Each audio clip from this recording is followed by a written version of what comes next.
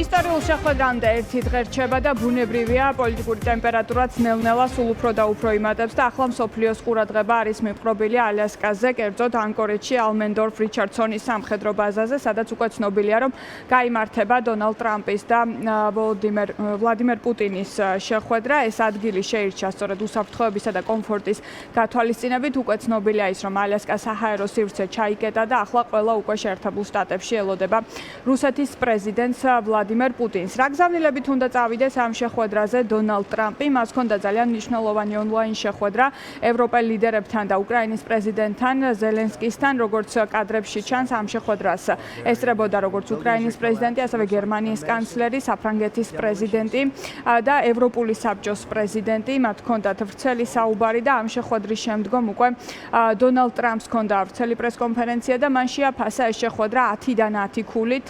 მან თქვა, რომ ის ესაუბრა ზელენსკისაც და როგორც შემდგომ გავრცელდა მედიაში ინფორმაცია, დონალდ ტრამპი დაპირდა უკრაინას, რომ მისი ტერიტორიების საკითხი უკრაინის გარეშე არ განიხილება და CBS News-ი ავრცელებს წყაროებზე დაყრდნობით ინფორმაციას, რომ ამერიკა უკვე ეძებს პუტინის, ზელენსკისა და ტრამპის სამხრივი შეხვედრისთვის ადგილს, თუმცა ეს მხოლოდ იმ შემთხვევაში, თუ პირველი შეხვედრა, ანუ დონალდ ტრამპს და ვლადიმერ პუტინს შორის შეხვედრა ჩაივლის კარგად. რა მოხდება იმ შემთხვევაში, თუ პუტინი არ დათანხმდება ცეცხლის შეწყვეტას? შედეგები იქნება მძიმე, ასეთი არის დონალდ ტრამპის ანონსი და ჩვენ ვიცით, რომ ულტიმატუმის ვადა, რომელიც ჰქონდა ამერიკას რუსეთისთვის მიცემული, უკვე ამოწურულია და ახლა ყველაფერი ნამდვილად არის ალასკაში შეხვედრაზე დამოკიდებული. შესაბამისად, თუ ეს შეხვედრა დასრულდება უშედეგოდ, ამ შემთხვევაში უკვე დონალდ ტრამპი მძიმე შედეგებს აანონსებს.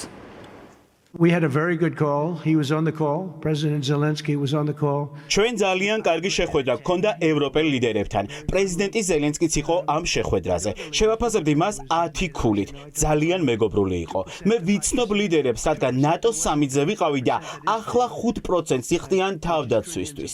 ყოველთვის ვამბობდი, რომ პრეზიდენტ პუტინთან შეხვედრას ვაპირებდი და ამის შემდეგ დავურეკავ ლიდერებს და პრეზიდენტ ზელენსკის. არსებობს კარგი შანსი, რომ გვექნება მეორე შეხვედრა, უფრო პროდუქტივი ვიდრე პირველი. რადგან პირველ შეხვედრაზე ვაპირებ გავიგოს სად ვართ და რას ვაკეთებთ. თუ პირველი შეხვედრა კარგად ჩაივლის, მალევე გვექნება მეორე შეხვედრა. ვისურვებდი, რომ დაუყოვნებლივ გაიმართოს მეორე შეხვედრა და ეს იქნება პრეზიდენტ ზელენსკისა და პრეზიდენტ პუტინის შეხვედრა ჩემთან ერთად, თუ სურვილი ექნებათ. პირველ შეხვედრაზე შეიძლება კარგი ამბავი მოხდეს, მაგრამ ეს იქნება მოსამზადებელი შეხვედრა მეორე შეხვედრისთვის. When you meet with Vladimir Putin, ბატონო პრეზიდენტო, შეძლებთ პუტინის დარწმუნებას შეწყვიტოს მკვლელობები უკრაინაში. targeting civilians in Ukraine. Well, I'll tell you what, I've had that conversation with him. ფიქრობ, პასუხი ალბათ არაა. უკვე მქონდა კარგი საუბრები პუტინთან, მაგრამ როცა სახლში ვბრუნდები, ხედავ რაკეტების მიერ მიყენებულ დარტყმებს და ადამიანებს, რომლებიც იწვიან და იღუპებიან. Putin does not agree to stop the war after ბატონო პრეზიდენტო, მოყვება შედეგი პუტინისთვის და რუსეთისთვის იმას, თუ ის არ დათანხმდება პარასკევს ომის შეწყვეტას. I don't have to say there will be very severe consequences. მოყვება და ძალიან სერიოზული შედეგები მოყვება. ომის შემსწავლელი ინსტიტუტი ავრცელებს ინფორმაციას, რომ რუსეთის მიზანი ალასკაში დაგეგმილ შეხვედრაზე იქნება არა სამშვიდობო შეთანხმება, არამედ ევროპასა და შეერთებულ შტატებს შორის ურთიერთობებში დისონანსის შეტანა და ძალიან მნიშვნელოვანია ის, რომ გუშინდელი შეხვედრის შემდეგ, რომელიც შედგა უკრაინის ევროპელი ლიდერების და ასევე ამერიკის პრეზიდენტს შორის, ევროპელმა ლიდერებმა გააკეთეს ძალიან მკაფიო განცხადებები, რომ დონალდ ტრამპს მაშინვე ექნება კომუნიკაცია ვლადიმერ ზელენსკისთან და ევროპელ ლიდერებთან, როგორც კი ეს შეხვედრა დონალდ ტრამპს და ვლადიმერ პუტინს შორის დასრულდება. ასევე მაკრონის განცხადებით დღევანდ ვიდეო კომუნიკაციის ფარგლებში ტრამპმა აღნიშნა, რომ უკრაინის ტერიტორიული მთლიანობის საკითხი განიხილება მხოლოდ ზელენსკისთან და რომ ნატოს საკითხი არ უნდა იყოს შეთავაზებული რუსეთისთვის როგორც უსაფრთხოების გარანტია. ასევე მნიშვნელოვანია ისიც, რომ გერმანიამ ამერიკისგან უკრაინისთვის $500 მილიონი ღირებულების შეიარაღება შეისყიდა. ამის შესახებ ინფორმაციას გამოცემა Guardian-ი აქვეყნებს და ეს არის უკვე მესამე დახმარების პაკეტი ნატოს ახალი შესყიდვის სქემის ფარგლებში. შეგვიძლია ახლა მოვისმინოთ უკვე ის განცხადებები, რომელიც გაკეთდა ონლაინ შეხვედრის შემდეგ ევროპელი ლიდერების და ასევე უკრაინის პრეზიდენტის მხრიდან. These must include long-term support to Сегодня працюємо ჯერ უნდა იყოს ცეცხლის შეწყვეტა, შემდეგ კი უსაფრთხოების გარანტიები. რეალური უსაფრთხოების გარანტიები. მსოფლიოს ყველა ლიდერს ერთი რამ სურს მშვიდობა უკრაინაში. ყველაფერი რაც დაკავშირებულია უკრაინასთან ერთად უნდა განიხილონ. ჩვენ უნდა ვიყოთ საუბრის ნაწილი. ტრამპმა დღეს მხარი დაგვიჭირა და ამერიკის შეერთებული შტატები მოამზადა მხარი დაგვიჭიროს. პუტინი იტყუება, როცა ამბობს, რომ მთელი უკრაინის ოკუპაცია შეუძლია. ეს სიმართლეს არ შეესაბამება. რუსეთს არ უნდა ჰქონდეს უფლება ვეტო დაადოს უკრაინის ნატოში გაწევრიანების პერსპექტივას. უნდა იყოს ერთობლივი ზეწოლა რუსეთზე. უნდა იყოს სანქციები და ისინი უნდა გამკაცდეს. თუ რუსეთი ცეცხლის შეწყვეტას არ დათანხმდება. ჩვენი ქვეყნის ტერიტორიულ მთლიანობასთან დაკავშირებული ნებისმიერი საკითხი არ შეიძლება განიხილებოდეს ჩვენი ხალხის ნებისა და უკრაინის კონსტიტუციის გაუთვალისწინებლად.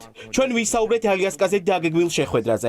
იმედი მაქვს, შეხვედრის მთავარი თემა იქნება ცეცხლის შეწყვეტა, ცეცხლის დაუყოვნებლივი შეწყვეტა. ჩვენ მკაფიოდ დავაფიქსირეთ ჩვენი პოზიცია, რომ მომდევნო შეხვედრებზე უკრაინა აუცილებლად უნდა იყოს მოლაპარაკებების მაგიდასთან და ამის ამოსავალი წერტილი უნდა იყოს ცეცხლის სრული შეწყვეტა, რასაც დანარჩენი მნიშვნელოვანი ელემენტები უნდა მოხვდეს. ასევე უკრაინა თანახმაა, რომ განხილოს ტერიტორიების გაცვლა იმ პირობით, რომ რუსეთის მიერ ოკუპირებული ტერიტორიების აღიარება ამ მოლაპარაკების ნაწილი არ იქნება და საზღვრები არ უნდა შეიცვალოს. ჩვენ გვჭირდება უსაფრთხოების გარანტიები უკრაინისთვის და უკრაინის შეიარაღებულ ძალებს უნდა ჰქონდეთ საშუალება დაიცვან საკუთარი ქვეყანა. ჩვენი სტრატეგია ასეთი უნდა იყოს: მხარდაჭერა უკრაინას და ზეწოლა რუსეთზე. და თუ ალასკაში შეხვედრა უშედეგო იქნება, მაშინ ევროკავშირი და შეერთებული შტატები კიდევ უფრო გაზრდიან ზეწოლას რუსეთზე. ევროპეან ჩვენ გსურს, რომ ყველაფერი, რაც უკრაინას უკავშირდება, განიხილონ უკრაინასთან ერთად. ჩვენ გსურს მტკიცე და ხანგრძლივი მშვიდობა. მშვიდობა, რომელიც ტერიტორიულ საკითხებს გადაჭრის და მომავლის უსაფრთხოების გარანტიებს უზრუნველყოფს. ძალიან მნიშვნელოვანია, რომ დაგეგმილი შეხვედრის დროს ამერიკის შეერთებულმა შტატებმა ცეცხლის შეწყვეტის შეთანხმებას მიაღწიოს და ჩვენ მხარს უჭერთ ამ ინიციატივას, პატიმრების გაცვლასა და ბავშვების გათავისუფლებასთან ერთად. მეორე საკითხია, რომ ტერიტორიულ საკითხებზე მოლაპარაკებები არ შეიძლება განიხილებოდეს უკრაინის პრეზიდენტის გარეშე და განიხილება მხოლოდ მასთან ერთად. ეს არის პოზიცია, რომელსაც ჩვენ მხარს უჭერთ და ეს ძალიან ნათლად გამოხატა პრეზიდენტმა ტრამპმაც. დასავლურ მედიაში აქტიურად ვრცელდება ინფორმაცია იმის შესახებ, რომ ონლაინ შეხვედრაზე ამერიკის პრეზიდენტი, ევროპელი ლიდერები და უკრაინის პრეზიდენტი შეთანხმდნენ იმაზე, რომ პირველ რიგში უმნიშვნელოვანესი და პრინციპულია, რომ შეწყდეს ცეცხლის შეწყვეტაზე დათანხმდეს ვლადიმერ პუტინი და ამის შემდგომ უკვე ტერიტორიების საკითხი უნდა იყოს განხილული. მაშასა ერთი დღე რჩება ალიასკაში დაგეგმილ შეხვედრაზე. ეს არის რიგით მეექვსე შეხვედრა დონალდ ტრამპს და ვლადიმერ პუტინს შორის და ამ შეხვედრაზე, როგორც დონალდ ტრამპმა განაცხადა, ის მიდის ძალიან მკაფიო გზავნილებით, რომ რუსეთი უნდა დათანხმდეს სამშვიდობო შეთანხმებას.